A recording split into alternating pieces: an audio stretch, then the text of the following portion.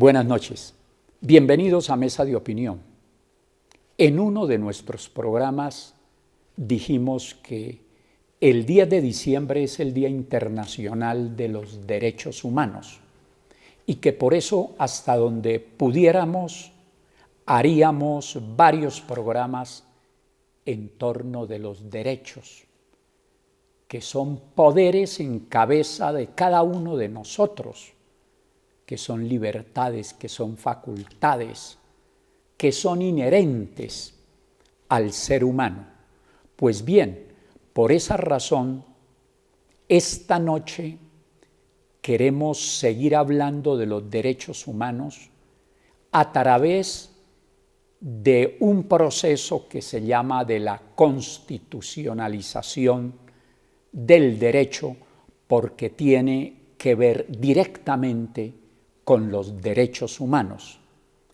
Para tocar ese tema, mi invitado es un profesor, Orestes Guarín.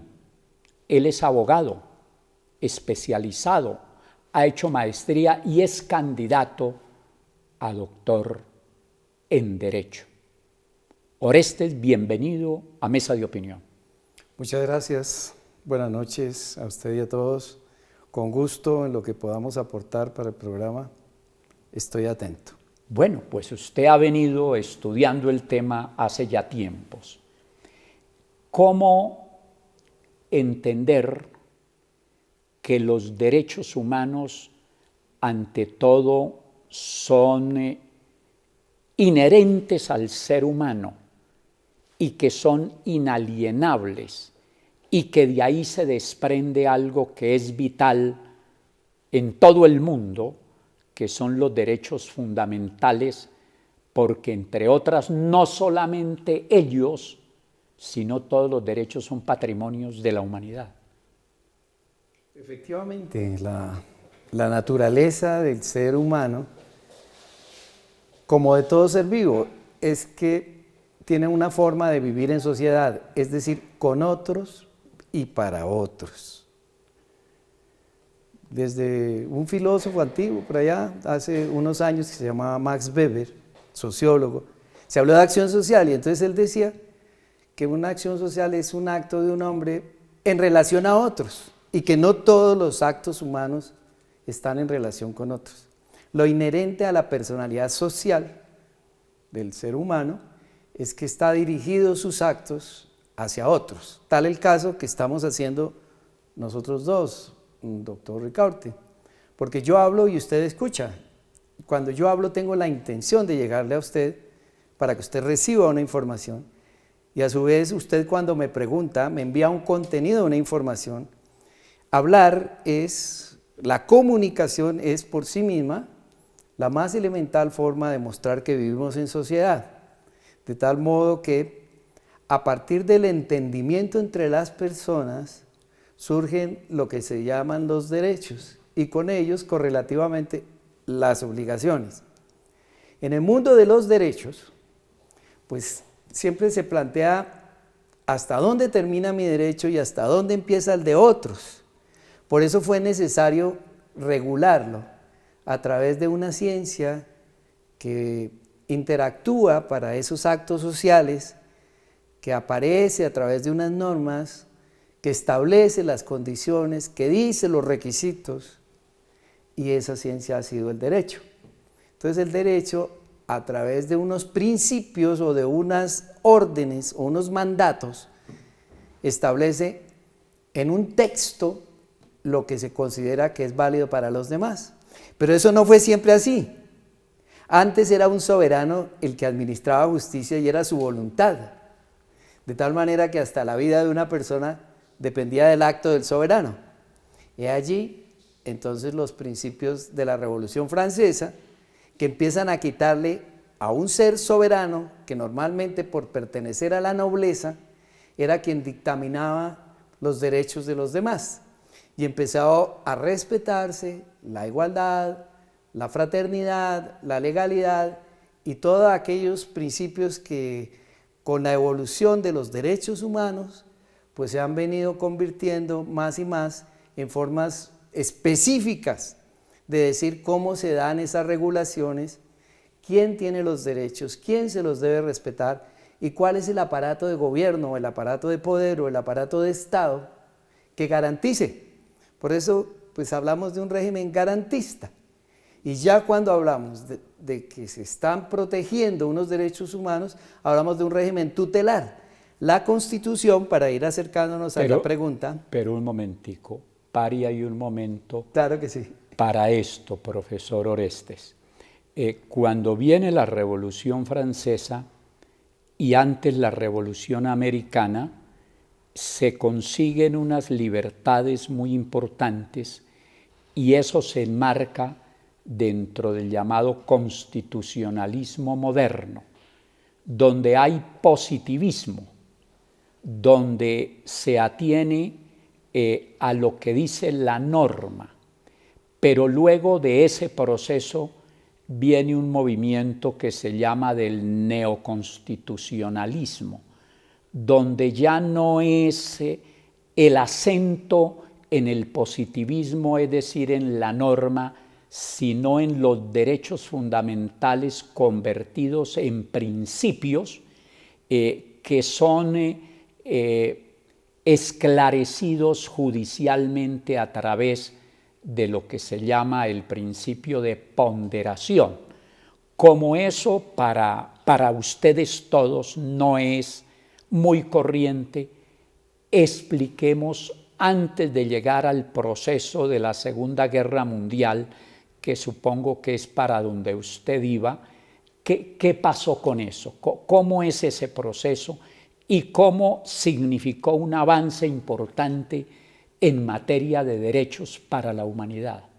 Bueno, tenemos que diferenciar conceptos de sentido común, sí, como ponderar, que ponderar sería comparar, balancear. Sí. Pero ya cuando el lenguaje del foro, el lenguaje jurídico, habla de ponderación, yo considero que eso es después de la Ley Fundamental de Bonn, cuando se empieza a fundamentar esos derechos, o sea, se empieza a hablar de derechos fundamentales. Pero entonces todo el mundo no va a saber qué es la Ley Fundamental claro de que Bonn. Sí, es algo que yo pienso que hay que promover para que las personas entiendan que hubo un origen en este neoconstitucionalismo, que para los especialistas es flor de un día, y para nosotros que tenemos una formación como más sociológica, como más pensando en esto, derechos humanos, pensando más en esto, como globalizar unas conquistas a través de experiencias que en distintas regiones del mundo valen y hay que rescatar, entonces hablamos de esos principios.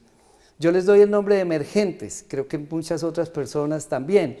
Esos principios van a optimizar las reglas normales del mundo jurídico, llamémoslo así, es decir, del iuspositivismo que usted, doctor, se estaba refiriendo.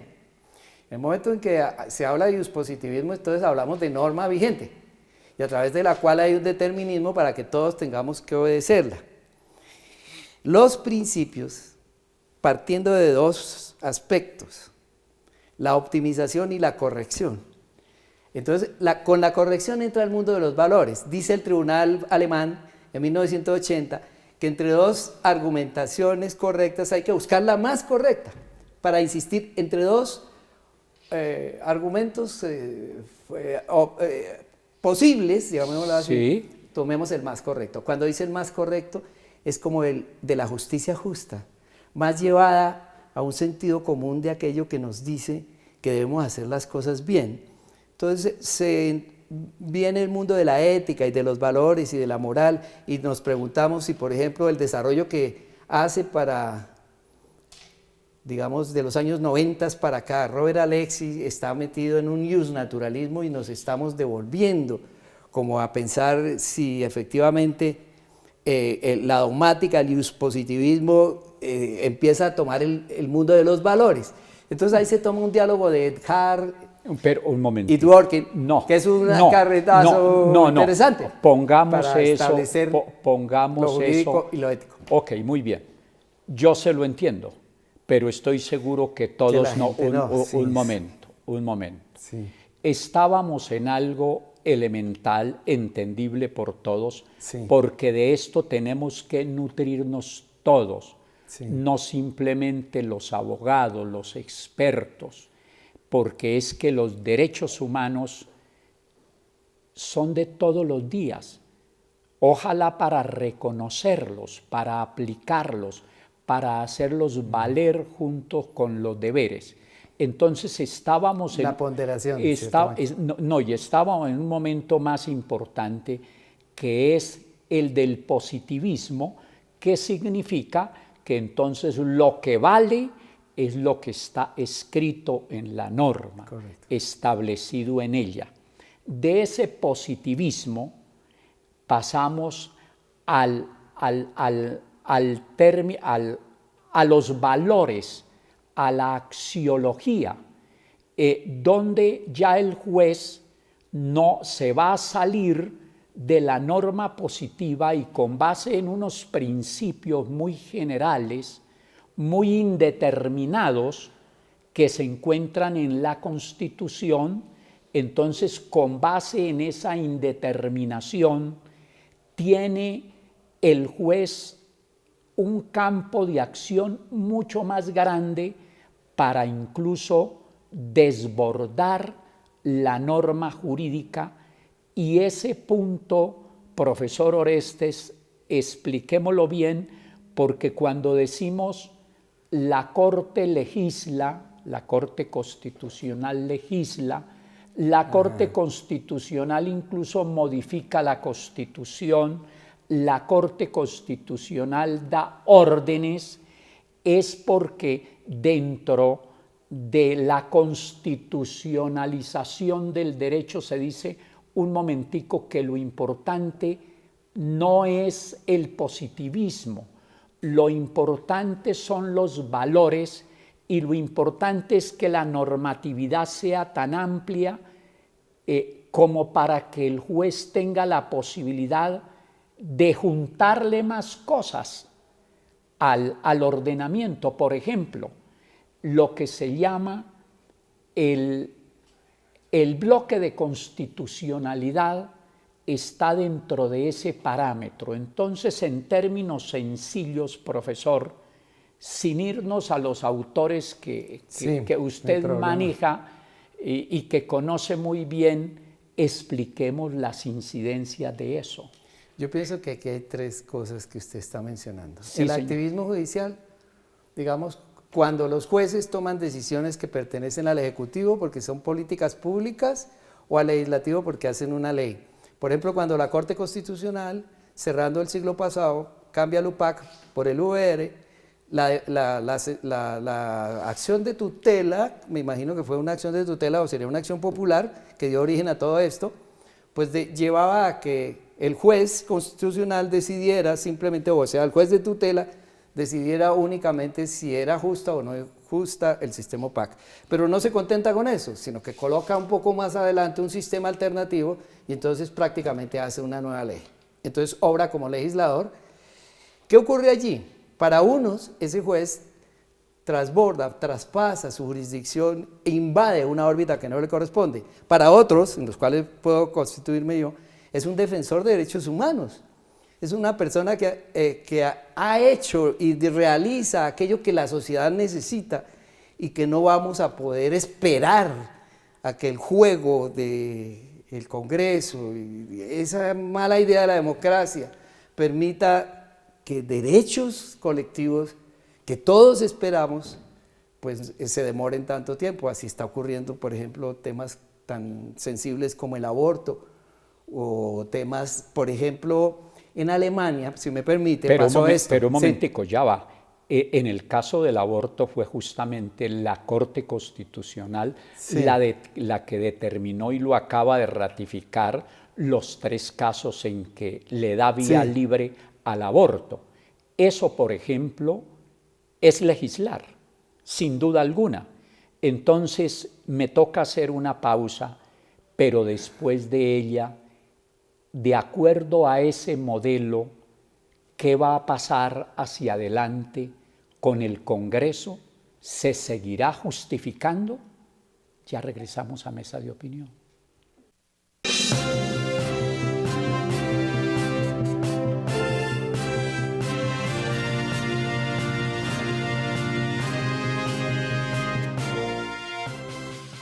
Continuamos en Mesa de Opinión.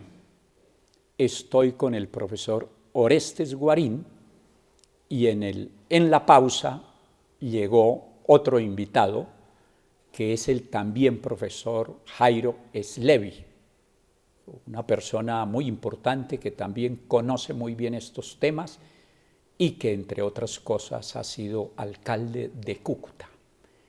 Estábamos en el tema de que a raíz de la aplicación axiológica de la Constitución a través de los valores saliéndose del positivismo, la Corte Constitucional pues extiende los contenidos de la Constitución y muchas veces los desborda. Y habíamos puesto el ejemplo del caso de los tres aspectos en los cuales la misma Corte Constitucional dijo que cabía el aborto, desbordando en mi concepto los términos constitucionales. Profesor Slevi, bienvenido, y ¿cuál es su opinión? Gracias.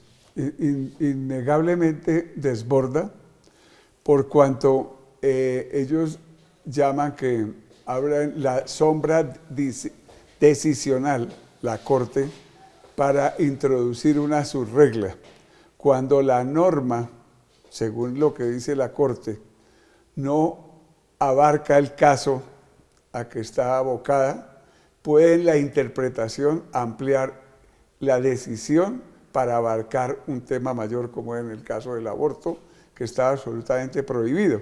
Entonces, crea tres escenarios constitucionales en los cuales la Corte amplía y crea una especie de norma avanzada para que el legislador se pronuncie sobre eso. Entonces, en su concepto, profesor Slevi, ¿cuáles son esencialmente las bondades de la constitucionalización del derecho y cuáles los problemas que trae esa nueva visión de interpretación del derecho? Se puede ver en dos dimensiones. Sí, una, señor. Que se vuelve más importante esa discusión que ustedes tenían sobre el positivismo y el desarrollo axiológico, y como decía el doctor Orestes, casi un volver al justnaturalismo. Estamos en esa vuelta. Es algo muy importante tener en cuenta que los principios consagrados en una Constitución y los valores son normas también, pero son de otro tipo de normas porque son, digamos, la forma como poder desarrollar una norma que se llama, por ejemplo, la dignidad humana. Entonces la dignidad humana da un gran espectro y ahí es donde entra el juez constitucional a convertirse en un opinador o en un intérprete mucho más avanzado de la norma. Y ahí es donde crea la subregla. Pero esto todo está dado porque nosotros cambiamos el sistema, de un sistema meramente positivista. Que venía hasta el 91. Que venía hasta el 91, se le dio la posibilidad, primero en el artículo 4, cuando se habla de la supremacía de la Constitución como norma superior, y segundo, cuando se dice en el 241 de la Constitución, en las funciones que tiene la Corte Constitucional, a la Corte Constitucional se le confía la guarda de la supremacía e integridad de la Constitución. Esa supremacía y esa integridad hay que entenderla como un todo, holísticamente. Y ese es el problema, que el juez, al cambiar la Constitución, se dio un cambio no solo de paradigma con el neopositivismo y con la constitucionalización del derecho, porque están consagrados los principios en la Constitución en todas las áreas del derecho, sino que además se le dio la posibilidad a que los jueces decidieran sobre la aplicación completa de la norma y fueran un poco más allá. Entonces caemos en la órbita de lo que es el derecho de los jueces, caemos en la órbita de lo que es el derecho anglosajón, que es un derecho esencialmente jurisprudencial. Entonces, profesor Orestes, ¿estamos en el gobierno de los jueces o no? Yo lo diría que no. ¿En qué sentido? A mí me parece que la constitucionalización es un concepto que hay que vivir en gerundio.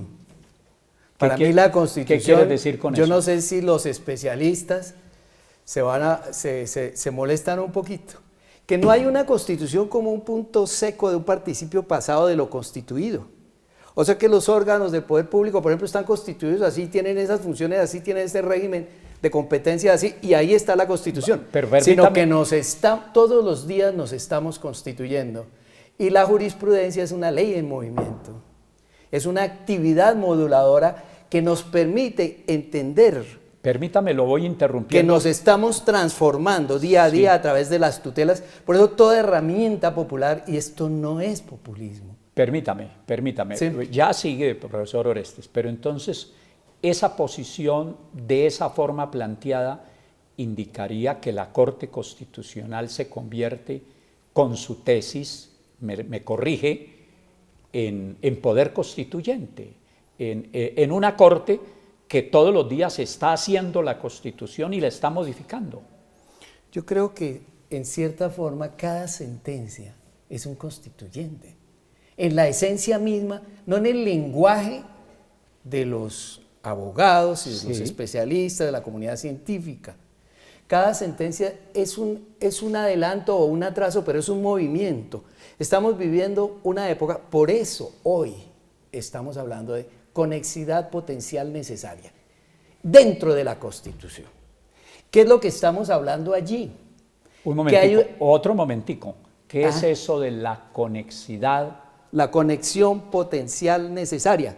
Es un concepto que trae Siegman no vamos a hablar de autores, para oponerse a Alexis y para compartir con él. Es decir, cuando se opone a Alexis, ¿qué está diciendo? Básicamente lo que se critica es la imposibilidad absoluta de cumplir las 28 reglas del discurso jurídico que propone Alexis para que todos los actores... Bueno, como los televidentes no tienen por qué saber todas las 28 reglas. Entonces es un mundo muy idealista, ¿sí? Esa es la crítica a él. Entonces, una cosa, un ejemplo de esas 28 reglas, 2 o 3. La verdad. Sí. Por ejemplo, que ahorita en vía de justicia transicional, la verdad se convierte en el epicentro, la víctima y la verdad en el epicentro de todo un sistema, ¿cierto? Que mi criterio es magníficamente elaborado, digamos, está muy bien concebido. Y a futuro realmente a la pena le da la función que merece, que no haya repetición. Y nosotros metidos en una teoría expresiva de la pena, o sea que la pena le expresa a la sociedad algo, es la pena la que expresa, no es una función preventiva como se dijo desde Roxane Jacobs ahora, sino que la pena en sí tiene un mensaje para la víctima, para la sociedad, para la familia de la víctima, para el victimario, para el ofendido, para el agresor. La pena habla porque es un discurso. Entonces, ¿qué es la verdad dentro de la teoría de la argumentación? Que, por ejemplo, Sigman le dice, pero usted vive en un mundo de ángeles, oye, ¿por qué abogado se va a poner a decir sí es culpable en la defensa de su cliente? ¿O qué apoderado va a decir sí, mi empresa fue la responsable si vamos a buscar la verdad? Ojo, pero sí le es exigible a los funcionarios.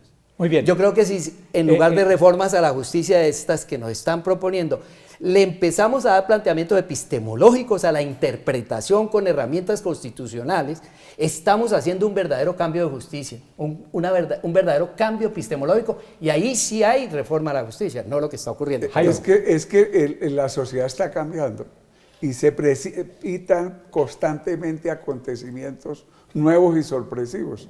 La justicia tiene que cambiar también, ir a solucionar problemas contemporáneos. Entonces aquí hay un problema, es cómo se va mutando el derecho. Y muchas veces la norma se queda atrás por esas circunstancias. Pero además también hay una teoría muy interesante que es la del derecho dúctil. Cómo se pueden adaptar el derecho a esas nuevas circunstancias. Claro. Ok, pero entonces, ¿en qué va quedando el Estado de Derecho frente a esos cambios que no va dando el que ha sido elegido para eso, el poder que ha sido designado para eso, sino que se está dando por poderes simplemente constituidos, simplemente Es limitados? que ahí tenemos que volver a la génesis de esta discusión. Sí. Es que los principios y los valores se ponen por encima de la Constitución misma, emergiendo de la Constitución, para dar unas orientaciones y directrices y unas luces a esa nueva interpretación. Pero su concepto ahí se lo critico en este sentido. Si la Constitución es la norma de normas, entonces indica que no podría haber normas superiores a ella misma, y si usted coloca los principios y los valores por encima de la propia Constitución, entonces ¿dónde queda la supremacía de la Constitución? Los principios que emergen de la Constitución, porque es por eso el primer título se llama Principios Fundamentales, Sí, se convierte en algo muy importante, en un principio para la acción.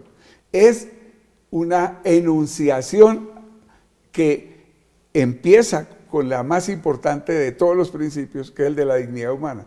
Y a partir de ahí y de convertir esos derechos humanos del siglo XVIII en algo de la exigencia de la humanidad de hoy, por ejemplo, la intimidad, la diferencia, la diversidad, una cantidad de cosas que no se han contemplado, incluso derechos tan importantes como el derecho al agua, que no está consagrado y que es un derecho fundamental, para no hablar de la misma naturaleza.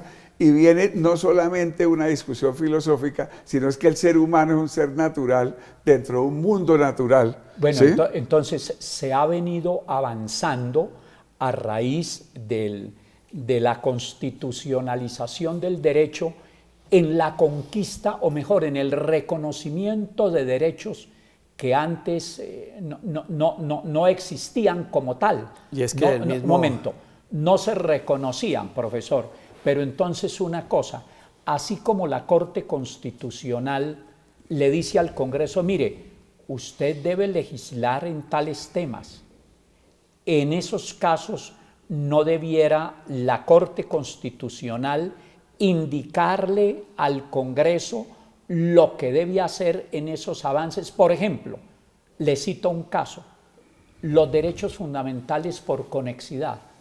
Resulta que si exagero me corrigen, ya los derechos fundamentales son como al infinito. Se ampliaron. Y con eso se están desvirtuando los propios derechos fundamentales. Entonces, para los televidentes, el derecho a la salud no era fundamental antes. Y entonces la Corte, primero ella, lo hizo derecho fundamental, diciendo un momentico que cuando el derecho a la salud puede hacer que por no protegerse se muera la persona, se desconoce el derecho fundamental a la vida, entonces se convierte por conexidad me permite en un derecho aclararle algo, fundamental. doctor, que es que yo creo que aquí usted debe ser Sí. el entrevistado, porque es el que está dando unas salidas supremamente interesantes. No. Y entonces, ¿qué es lo que ocurre? Sí. Que yo quisiera contestarle algo Sí.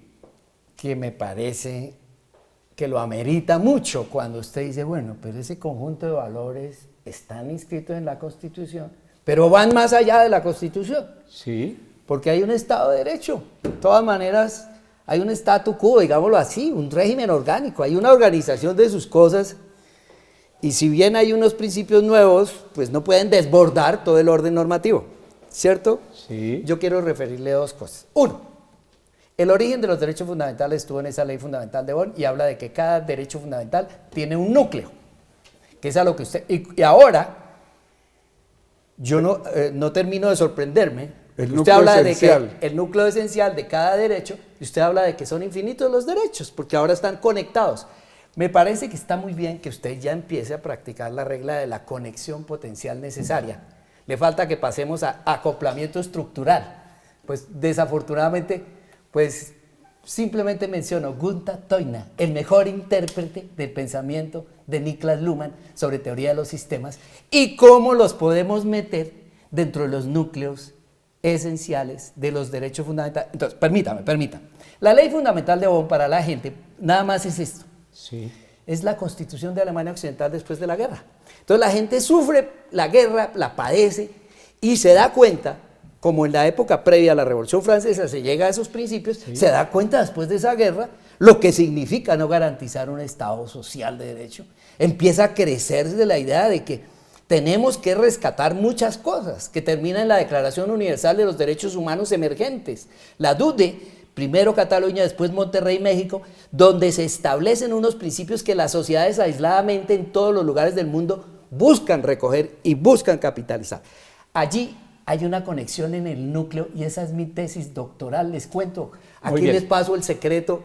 Muy bien. A través de esa posible conectividad. Digamos el debate está muy bueno, pero permítame, ese Jairo, es el marco teórico Okay. para llegar a la práctica en Colombia del desarrollo de derechos nuevos como el derecho a la alimentación, que no aparece ahí, pero que por el núcleo esencial y por la conexidad se hace fundamental. Me toca hacer otra pausa, pero este tema es muy importante por una razón, porque es que el Día de los Derechos Humanos no es el 10 de diciembre cuando se celebra el Día Universal de los Derechos Humanos. Todos los días son de los derechos humanos y como lo advertimos, estamos intentando en nuestros televidentes, en ustedes, despertar el deseo de preocuparse por la defensa y protección de los derechos humanos y también, no solamente de los derechos, sino el cumplimiento de los deberes. Una pausa, ya regresamos a Mesa de Opinión.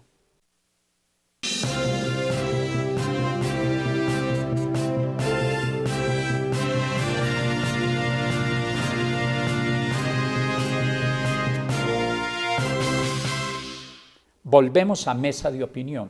A esta altura del debate, profesores Levy, ¿qué concepto tiene de lo que llaman la constitucionalización del derecho? Que el derecho cambió, que el derecho no solamente está en la Constitución, sino está en una gama de principios y valores, que al interpretarla la Corte Constitucional colombiana... Vamos por pasos, pero esos principios y valores tienen que estar en la Constitución o en la ley. Están y se han ido desarrollando, están en la Constitución en todas partes. Hay un artículo, por ejemplo, el 235, que dice principios del derecho tributario, la equidad, ¿sí? La eficiencia, la progresividad. La progresividad. Pero, por ejemplo, en el artículo 53 están todos los principios del derecho laboral. Sí. En el artículo 28, 29, 30 y 31 y 32 y siguientes están todos los principios del derecho penal, por ejemplo, en el debido proceso. Están los principios del derecho procesal. En el mismo artículo 58 de la propiedad están los principios del derecho civil. Entonces, cuando nos damos cuenta, incluso en el artículo 209, que habla de los principios de la administración pública, están los principios del derecho administrativo. O sea, la Constitución tiene en todos los campos, en todas las materias del derecho. En todas las materias, por ejemplo, el principio de acceso a la justicia está en el artículo 228 y 229, están todos los principios que tienen que ver con la justicia.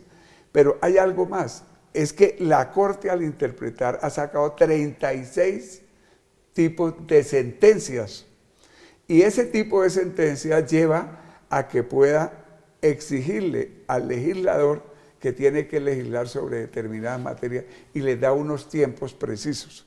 Entonces, esa práctica de la constitucionalización del derecho se ha extendido, tanto que, por ejemplo, en la Ley 1437, que es el Código de Procesal Administrativo, en el artículo 10 habla de la obligatoriedad del precedente. En ninguna parte está que el precedente es obligatorio, pero la práctica ha llevado a que la ley expedida por un legislador tenga ya un antecedente tan importante como el artículo 10 de ese código, de esa ley 1437, que dice que el precedente es obligatorio.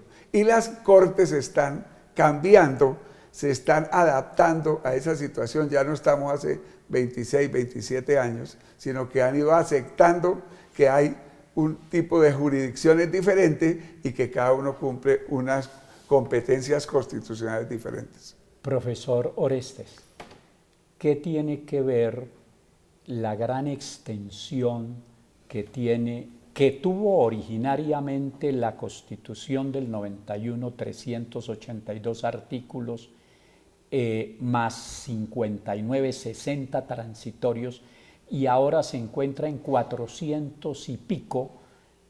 Ya nadie sabe a ciencia cierta cuántos tiene, fuera de los incisos, de los párrafos, de los numerales que se le han agregado para no descuartizarla más.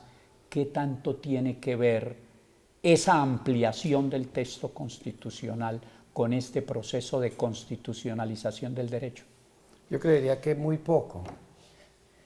A ver, es que hay que definir la concepción de constitución. Sí. Es cierto que se reclaman unos derechos que aparecen allí inscritos, pero para mí, por ejemplo, el artículo 94, en un solo artículo, dice mucho más que los 400 que usted me dice, porque extiende el concepto de derecho fundamental a todo aquello que implique desarrollo de la personalidad social. A los derechos quiere decir naturales. que no solo son derechos fundamentales, Sí. o sea, para referirse a que son objeto de tutela, es la razón por la cual, para que no desborde, Sí. pero no desborda y hace lo contrario. Es que eso es el derecho. El derecho es una contradicción en sí misma. O dígame ustedes una persona que hable de derecho penal, si alguien puede hablar de derecho a causar sufrimiento, ¿sí? De alguna manera, el derecho es contradictorio en su propio lenguaje, ¿sí? Entonces, ¿qué es lo que ocurre? Que si no solo son derechos lo que aparece como derechos del artículo 11 al artículo 94, ¿cierto? No solamente son derechos fundamentales esos, aquellos sociales, culturales, económicos, que del niño, del viejo, de la familia, etcétera, etcétera, etcétera. No solo son esos, son aquellos que tengan que ver con la personalidad social. Y todo tiene que ver con la personalidad social, porque es un derecho. Entonces, de alguna manera, la Constitución no es una carta. La Constitución no es un concepto, repito, del participio pasado. La Constitución es un gerundio. Siempre se está constituyendo, porque siempre la robótica, la hiperconectividad, el desarrollo de toda la técnica, la industria, exige regulaciones. Entonces nadie se imaginó que con una huella usted podía en la China terminar un negocio de 50.000 millones de pesos en Bogotá, Diría yo, sin establecer cuál es la jurisdicción para establecer a quién le corresponde dirimir ese derecho, con la crisis de los líderes sociales, sobre todo hoy que están en ese proteccionismo y echando para abajo todos los acuerdos internacionales. Entonces, ¿para qué hablamos de bloque de constitucionalidad? ¿Y para qué nos desgastamos otros 20 años en una cantidad de mentiritas que recogemos a través de esa Constitución como texto escrito? Yo sé, por ejemplo, un profesor francés casi me saca palo a mí por plantear que el neoconstitucional no es que haya muerto, es que no ha empezado. Porque es que es la gente la que hace la Constitución. La Constitución no se hizo ni para los abogados ni para los gobernantes. Es para la sociedad civil que encuentre modos de acoplarse estructuralmente en el desarrollo, sobre todo de la protección a esos derechos. Por eso yo me volví un principalista, o sea, un defensor de los principios emergentes como principios en construcción. Cuando yo digo emergentes, siempre quiero dar a entender que están en construcción. Yo no hablo de construir, de constituir como erigir, ni como fundar, sino como organizar, porque como usted mismo lo dijo brillantemente en otro sector, todo está conectado. Toda posibilidad de ser, el ser es porque está en la posibilidad de estar conectado. Y hoy, o si no, por favor, solo una pregunta. Me toca hacer. A ver, yo les hago una pregunta. ¿Qué son los márgenes de acción constitucional? Los márgenes de acción constitucional estructurales y dogmáticos, y pues pedagógicos y epistemológicos, los márgenes de acción, ¿qué son? una reserva para que el juez acuda a Hace él rato. y entonces él en su arbitrio, aquello que ni permite ni prohíbe, pero está en un margen de la Constitución, me parece a mí, pues ustedes los entendieron. Yo quiero repetir, mi formación Me es toca eminentemente hacer rato. criminológica, ¿sí? Ok. Entonces por eso planteo las cosas de esa manera. Ok, me toca hacer hace rato una pausa. Después de ella tiene la palabra Jairo, sin pregunta. Ya regresamos a Mesa de Opinión.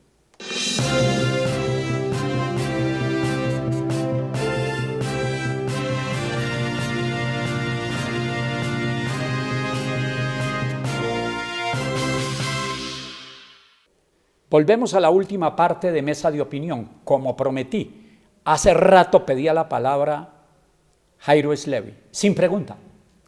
Es que estamos en una discusión muy interesante, porque la Constitución no es solo el texto. Existe un entramado de significaciones culturales allí, pero además también existe un imaginario individual y un imaginario colectivo. El profesor Orestes ha hecho la parte del marco teórico, de la parte epistemológica de lo que es la Constitución. Nosotros tenemos que bajar a los conceptos, a las normas, a las reglas y a las subreglas, que es la aplicación de ese texto en un contexto geográfico y poblacional que se llama Colombia. El país está en construcción y nuestra Constitución igual, si es una norma realmente que te adapta como un programa a seguir, la Constitución es una guía para todo.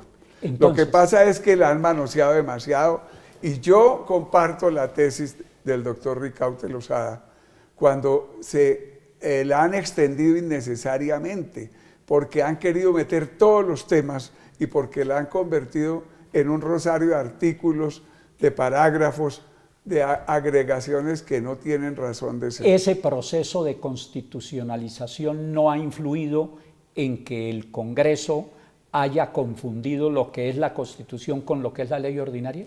Esa es la situación, porque usted sabe que las normas que están en la Constitución se desarrollan a través de leyes, las leyes se desarrollan a través de decretos y los decretos incluso se desarrollan a través de resoluciones o de circulares. Eso es en lo que es la normativa jurídica, lo que podríamos llamar hoy una nueva jerarquía jurídica.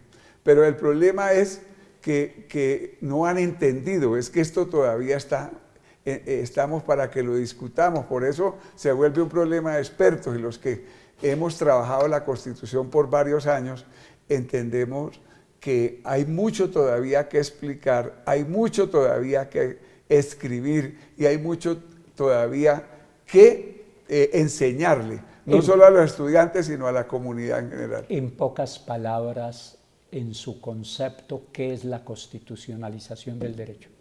La constitucionalización del derecho es que todas las respuestas jurídicas hoy están en la Constitución. Todas las respuestas jurídicas están en la Constitución. ¿En qué queda la ley? La ley es un desarrollo de esas normas constitucionales. Su concepto final en breves palabras, profesor Orestes.